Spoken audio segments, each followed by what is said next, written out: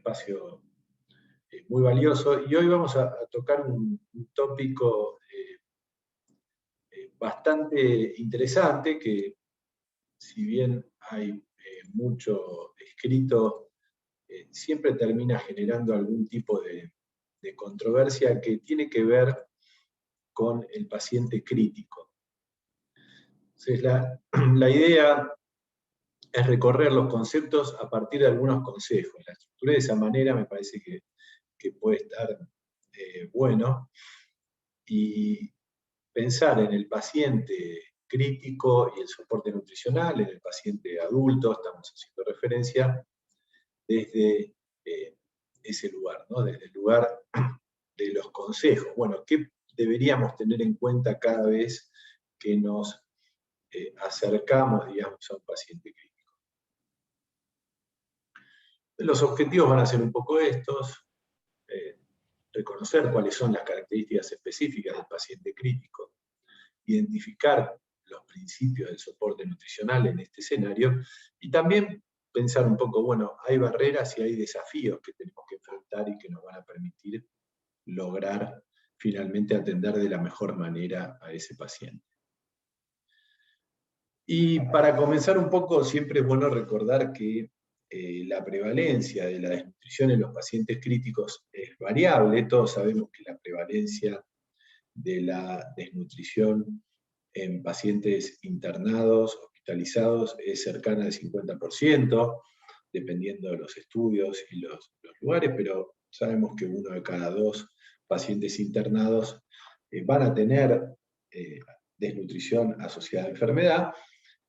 Y en los críticos también lo mismo, los reportes varían, ¿no? Desde un 40 hasta un 80% inclusive. Y obviamente va a influir en la característica de su paciente, ¿no? El tipo de enfermedad, la severidad de las enfermedades, los grupos etarios.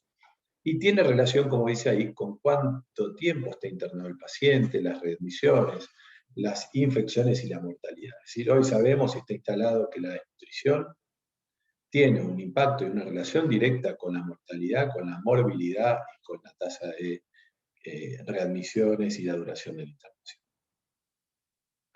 Nosotros hace ya unos años, fíjense, hay casi 15 años, habíamos hecho un pequeño trabajo en donde trabajamos sobre los terapistas, sobre los médicos que hacían medicina intensiva, y fíjense que veíamos que si bien había un conocimiento de herramientas como la valoración global subjetiva, si bien conocían los parámetros humorales que podían servirnos para entender cuándo un paciente estaba desnutrido, solamente el 5% ponía en la historia clínica, registraba en algún lugar de la historia clínica el estado nutricional.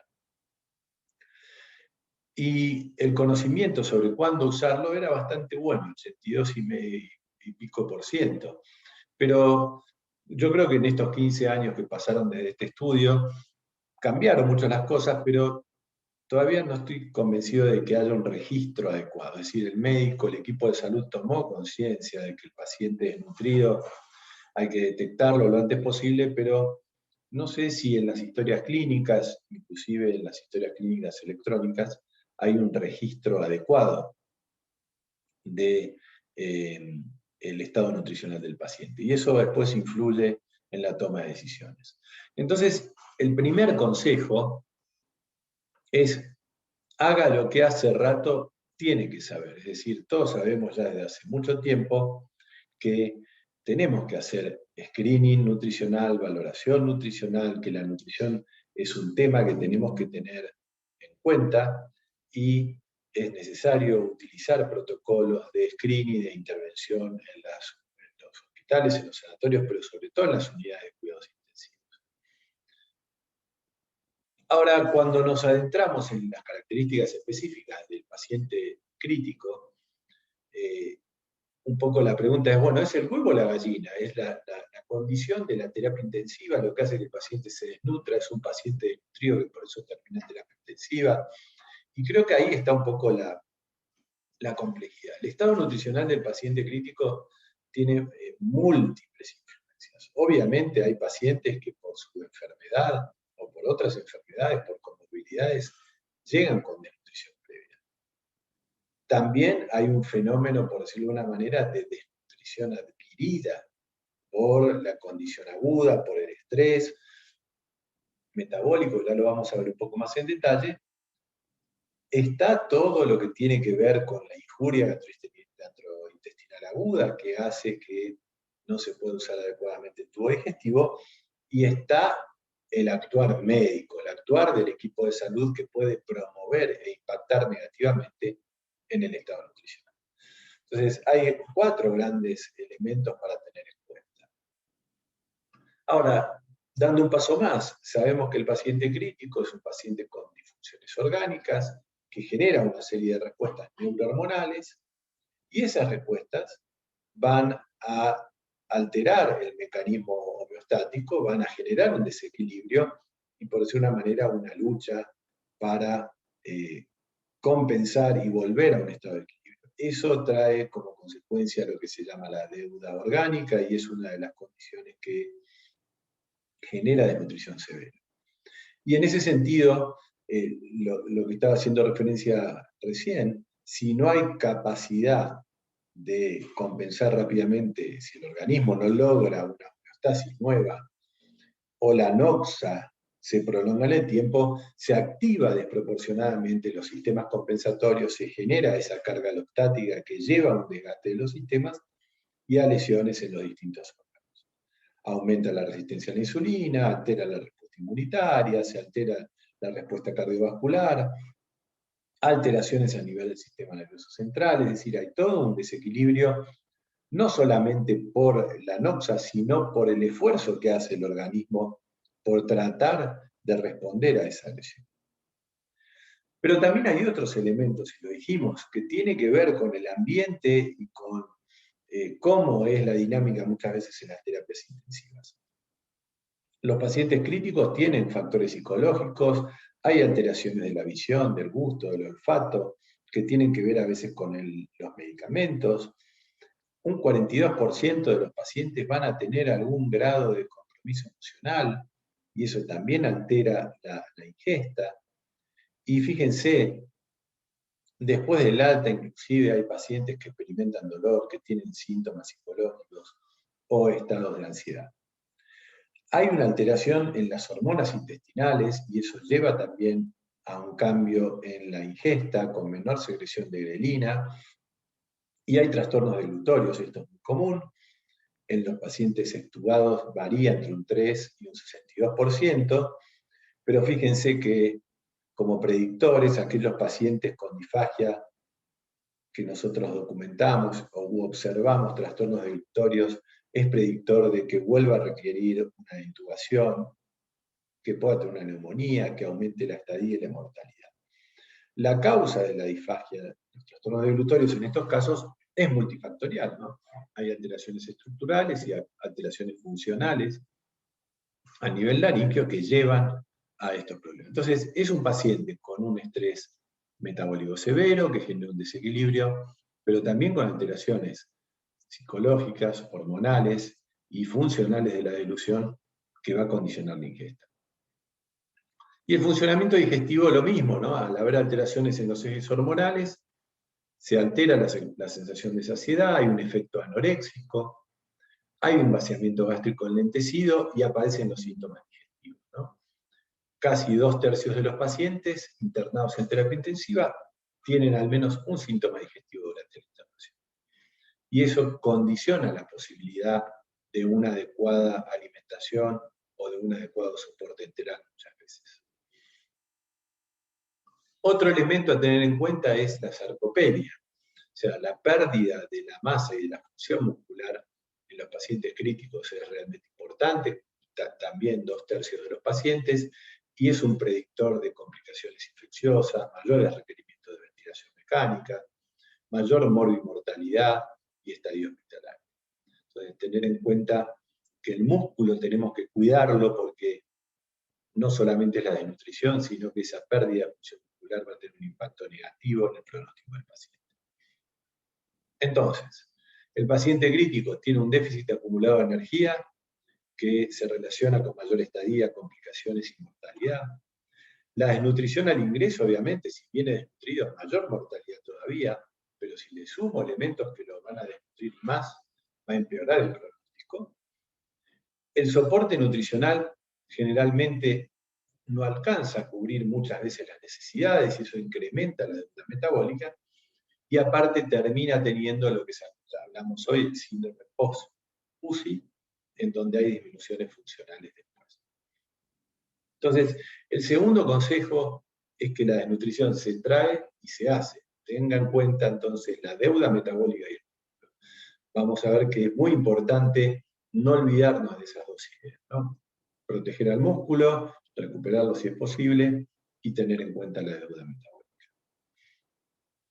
Ahora, acá voy a salir un minuto de la presentación y este artículo que para mí es muy interesante, algunos por ahí ya conocen algo de esta charla, habla de el órgano olvidado en la falla multiorgánica. Y ahí me gustaría escuchar opciones. ¿Cuál es el órgano olvidado en la falla multiorgánica? Si alguien se anima a abrir el micrófono o a ponerlo en el chat. Maca Cilerol me spoileó la placa. Muy bien. La microbiota. Perfecto. Uno podría también decir el intestino, ¿no? Después lo vamos a ver, pero creo que también es válido pensar en que el intestino puede ser el órgano olvidado. Pero este artículo hace referencia, y ahí volvemos, precisamente a el rol de la microbiota, ¿no? Y algunos conceptos básicos que ya todos conocemos, porque cada vez hay más información en los medios de comunicación, no solamente científica, de la importancia de la microbiota como un factor en la salud humana, ¿no?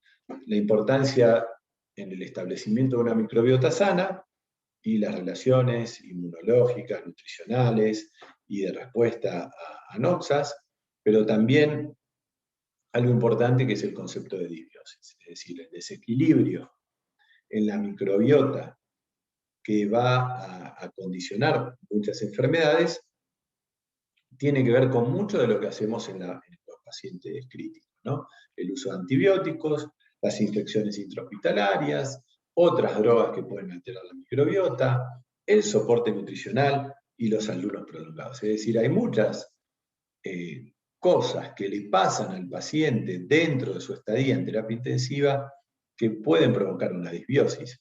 Y esta placa, que varios la conocen, para mí es súper interesante porque muestra precisamente, fíjense, compara pacientes internados en terapia con pacientes sanos, con controles sanos, y el microbioma en materia fecal, oral y en la piel, cómo está dispersado. Fíjense que las esferas más grandes son los pacientes críticos, entonces si uno busca dónde confluyen, ese microbioma está mucho más concentrado, es decir, hay una disbiosis, ¿no? La microbiota de los pacientes sanos, de los controles sanos, es mucho más periférica, es decir, es mucho más diversa en la relación de lo que es la piel con el tracto digestivo y con la cavidad oral.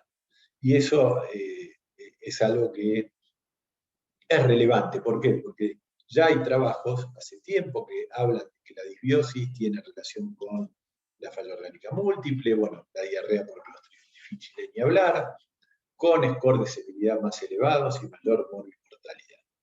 Pero la pregunta todavía sigue en el aire: el uso de probióticos y simbióticos, excepto el trasplante de la microbiota intestinal para el caso de la diarrea por clostridium, todavía es limitado, es decir, no lo hemos podido sacar todavía de la heladera o del supermercado al probiótico para ponerlo adentro de los hospitales, aunque hay reportes que demuestran que mejoran o disminuyen las infecciones y las neumonías por respirador. Entonces, el consejo 3, tener en cuenta la microbiota. Por ahí todavía mucho no podemos hacer, esa es la realidad, pero tenemos que tenerlo. Y el otro órgano olvidado, por decirlo de alguna manera, que nombramos recién, es el tubo digestivo, ¿no? La injuria gastrointestinal aguda es una condición con una alta prevalencia del paciente crítico, 40%, y que se relaciona con más mortalidad, y si es más severa todavía, con mayor mortalidad.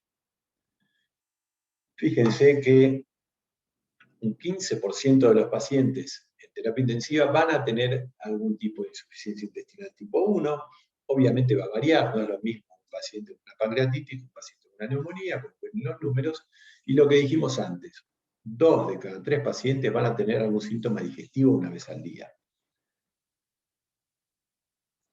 Por definición, cuando hablamos de injuria gastrointestinal, es una disfunción del tubo digestivo, del tracto gastrointestinal, en un paciente crítico debido a la enfermedad aguda. Es decir, no es una enfermedad digestiva que hace que el paciente esté en terapia, sino un paciente que está con una sepsis por una neumonía, una pancreatitis, y genera una disfunción orgánica del tracto gastrointestinal.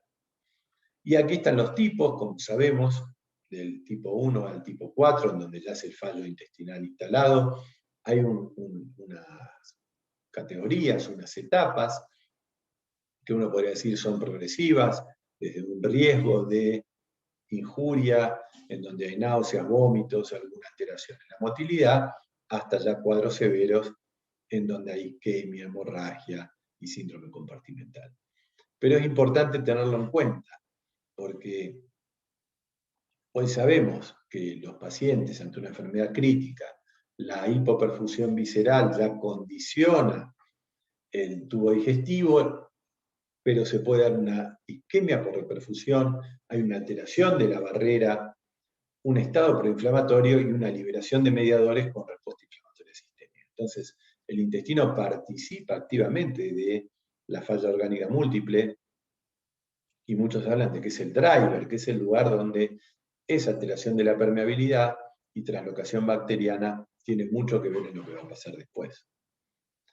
Por eso, cuando estamos en nuestro ámbito de trabajo, y muchas veces la pregunta del médico de terapia intensiva o de alguien del equipo es: el paciente no está tolerando la fórmula, no está tolerando la alimentación. Nosotros tenemos que ponerlo entre signos de interrogación y pensar, antes que pueda ser un problema menor por tipo de fórmula, pensar sobre todo en que lo que estemos viendo es una injuria gastrointestinal, inclusive en esa etapa inicial en donde hay un riesgo. Y por eso es importante, porque formas de medir es distinto. Digamos, acá no tenemos un marcador, un estudio, sino que es una muy buena evaluación clínica, evaluar los ruidos hidroaéreos, residuos, la presencia de síntomas de diarrea, los medicamentos, el estado hemodinámico, el uso de hipnotrópicos. Todo eso me va a poder a mí permitir evaluar mejor el paciente y dejar un poco de lado el concepto de no tolera lo que le pusieron. Entonces, el consejo 4 es recordar que la injuria gastrointestinal aguda es un diagnóstico, ¿no? Sería hasta un trabajo científico interesante observar cuántos pacientes en terapia intensiva tienen injuria gastrointestinal y en cuántos de esos pacientes realmente la historia clínica figura el diagnóstico como tal, como injuria pulmonar aguda, como otras fallas orgánicas. Bueno, el punto que sigue es, bueno, ¿qué hacemos con el paciente? ¿Cómo calculamos los requerimientos? Y acá hay bastante para hablar. Lo que sabemos es que hay un riesgo de prescripción insuficiente, de quedarme corto. Eso está bastante documentado. Y hay un objetivo, ¿no? Bueno, tratamos de conseguir llegar a un 80% del cálculo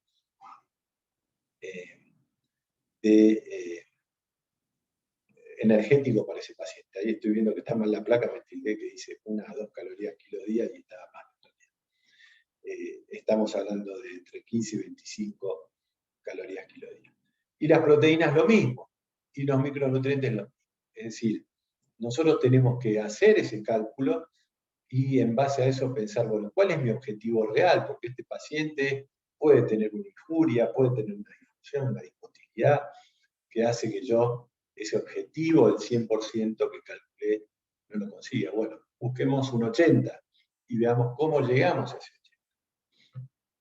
Y acá hay preguntas importantes, ¿no?, que se han hecho y que a veces se hacen. ¿Alimentamos o no? Bueno, siempre la respuesta tiene que ser alimentar. Después veremos la vía. Pero sabemos que la opción de no alimentar es para muy pocos casos. ¿Cuándo comenzar nutrición enteral si no puede usar la vía oral? Temprano, ¿no? La evidencia nos dice nutrición enteral temprana, paciente crítico. Bueno, hay que definir temprano. ¿Qué es temprano? Dentro de las 24 horas. ¿Dentro de las 24 horas de qué? De la estabilidad hemodinámica. ¿Qué significa estabilidad hemodinámica? O sea que esa pregunta es más compleja. ¿Cuánto? ¿No? Lo que decíamos recién, ¿vamos por el 100%? ¿Vamos por el 80%? ¿Vamos por menos? Hay trabajos que muestran que el underfeeding, es decir, usar menos aporte, tiene los mismos resultados que darle el 90 al 100% de los cálculos. ¿Qué pasa si no tolera? Usamos prokinéticos, vamos a una alimentación postpilórica. Sabemos que no hay que medir residuos, ¿no? Las guías recomiendan no medirlo para tomar decisiones, aunque puede ser un indicador. Pero si lo mido, aceptar residuos más elevados. ¿Cuándo empezar la parenteral? El temprano de la parenteral no es el mismo temprano de la enteral. Sabemos que hay estudios que mostraron que demorar un poco el inicio de la parenteral disminuye la morbilidad. Y la inmunonutrición, que en un tiempo fue como la gran vedette del soporte nutricional crítico, hay que buscar la indicación clara y específica. Es decir, son preguntas realmente importantes que uno debe hacerse ante cada paciente y responder ante cada paciente. Entonces, ¿qué es el soporte enteral temprano? Algo dijimos, es una práctica ya común, establecida, hay recomendaciones internacionales, siempre es bueno tener en cuenta el uso de inotrópicos por el riesgo de que haya una alteración de la permeabilidad en ese contexto intestinal y empeoremos la cosa. El objetivo es atenuar la pérdida de la masa muscular y por eso no hay un absoluto consenso, bueno, el tipo de soporte enteral temprano, la cantidad y el timing. Por eso decía, cada paciente es distinto y hay que hacer una toma de decisiones individualizada. ¿Qué dice la evidencia reciente?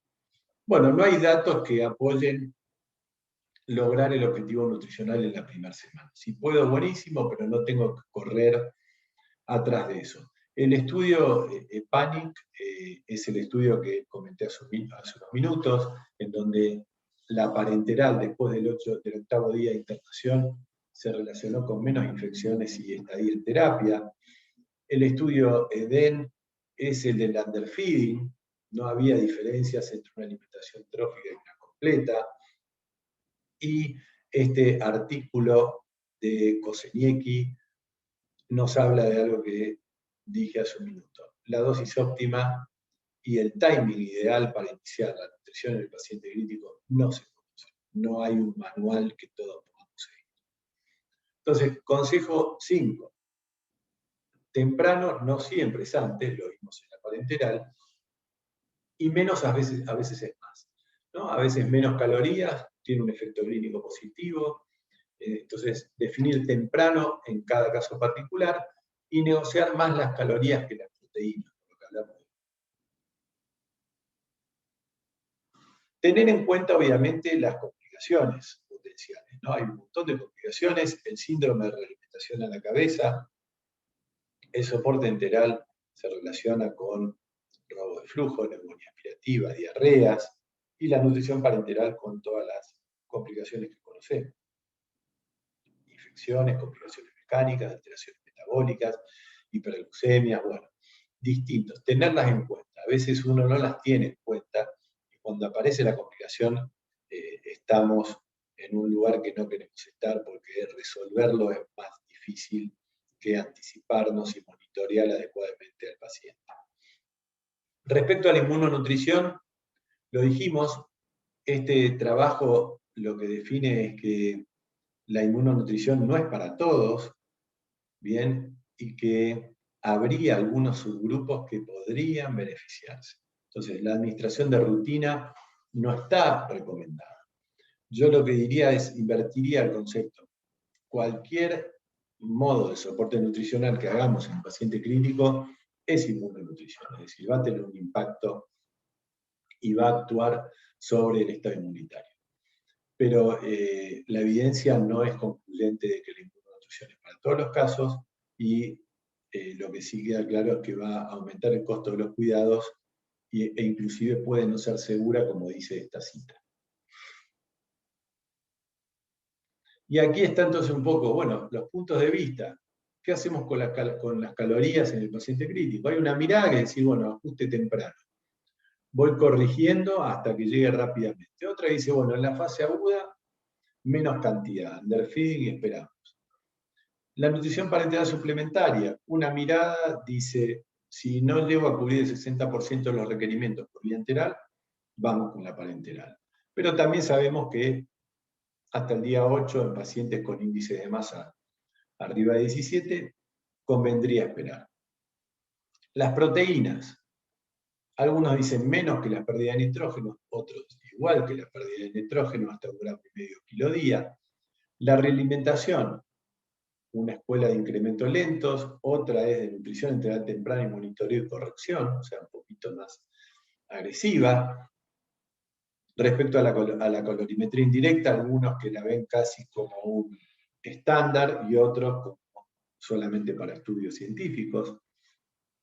Los probióticos también, hay miradas a favor, excepto en la pancreatitis, otros que todavía no recomiendan usarlo. Y el residuo, algunos dicen, bueno, sí, mídalo, pero acepte volúmenes más altos, ¿no? De 250, de medio litro, y otros que dicen directamente, no midamos residuo para no complicarnos. Es decir, que hay distintos puntos de vista, esto no está todo cerrado. Por eso, el consejo 6 es salir del pasto. Bien, hay que usar la evidencia, pero no hay que comprarla sin mirarla, sin analizarla y sin aplicarla. Yo tengo todas estas herramientas, todos estos datos, y tengo un paciente particular en esta situación, y voy a aplicar la evidencia a ese caso particular. ¿Cuáles son las barreras y los desafíos? Decía en un principio. Bueno, hay barreras que todavía están, ¿no? Barreras en el retraso al indicar el soporte, en la prescripción inadecuada, en poco uso de prokinéticos, en el manejo de los accesos, en las demoras entre que tomo la decisión de iniciar el soporte y realmente dárselo, algo que vimos en la pandemia, no conseguimos bombas, no conseguimos fórmulas, no hay una adecuada progresión del volumen y la velocidad, los ayunos, poco conocimiento de las guías, todo eso son conclusiones de distintos estudios que mostraron las barreras. Y acá están un poco otras, ¿no? No jerarquizar la vía oral, subestimar el rol del enfermero, los prejuicios del financiador, la falta de interacción del equipo, viene el cirujano, suspende o dice, no, denle de comer, viene el terapista, no le den, viene uno, dice parenteral, otro enteral, la resistencia al cambio, no animarse a mejorar las cosas, no usar scores para poder tomar decisiones, no saber jugar a la oca, ¿no? Para mí el soporte, yo siempre uso esto con los pacientes, a veces hay que saber jugar a la oca. Bueno, hoy freno, no administro, espero, veo cómo evoluciona. A veces tengo que retroceder 2 casilleros, a veces avanzar 5. Y lo otro importante es el O en lugar de I. Hay que sacar el O. Enteral o parenteral, oral o enteral. No, puede ser enteral y oral y parenteral, dependiendo cada caso. Los desafíos es un poco la contracara de las barreras.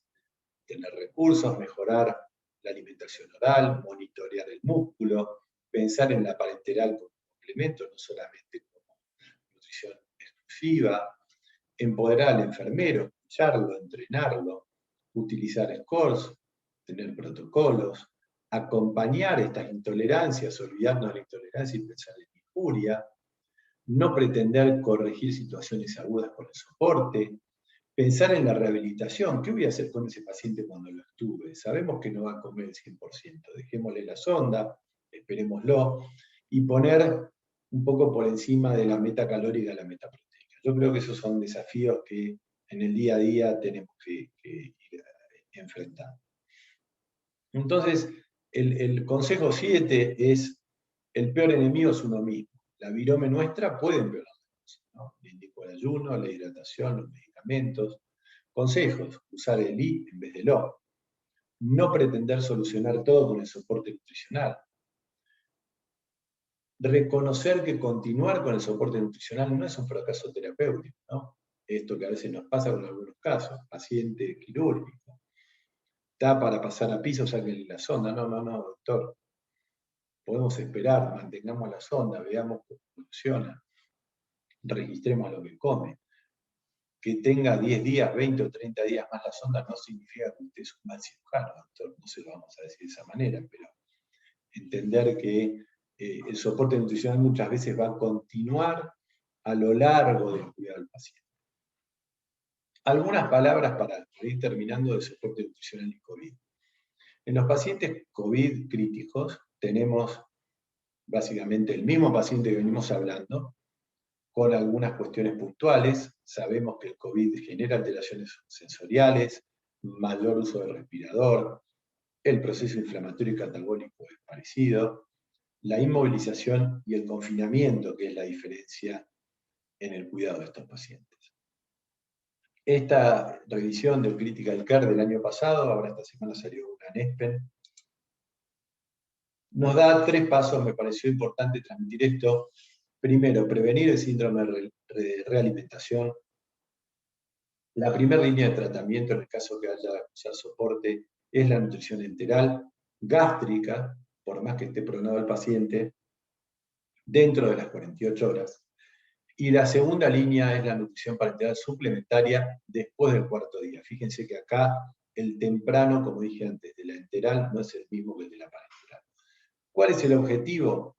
25 calorías kilo día, proteínas 1.3. Y acá hay un esquema que proponen de progresión que, fíjense, lleva unos 4 días llegar a este 25, que a su vez no va a ser el 100%.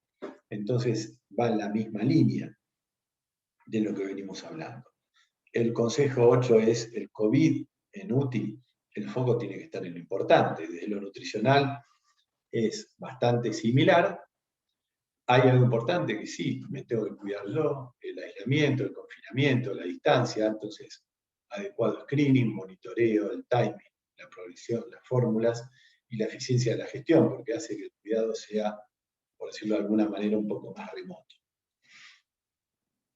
Repasamos entonces: hacer lo que hace rato sabemos que tenemos que hacer, recordar que la desnutrición se trae pero también se hace, tener en cuenta a la microbiota y a la injuria gastrointestinal aguda, recordar que temprano no siempre es antes y menos a veces es más, salir del pasto pollo, tener en cuenta que el peor enemigo es uno mismo y que hay que poner foco en lo importante.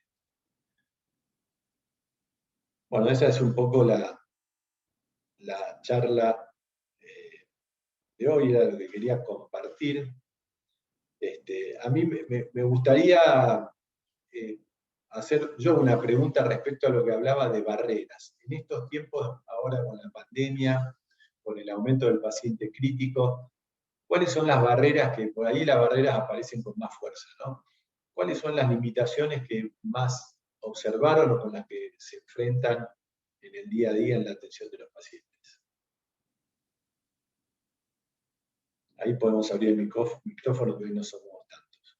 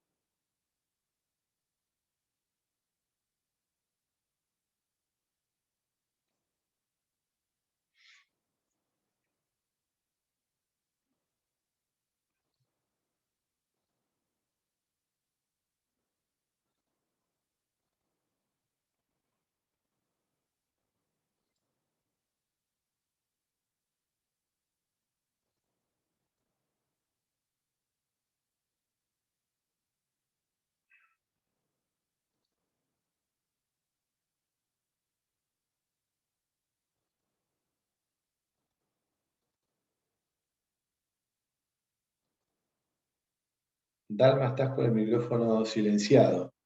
Me parece que estás hablando, pero no se escucha.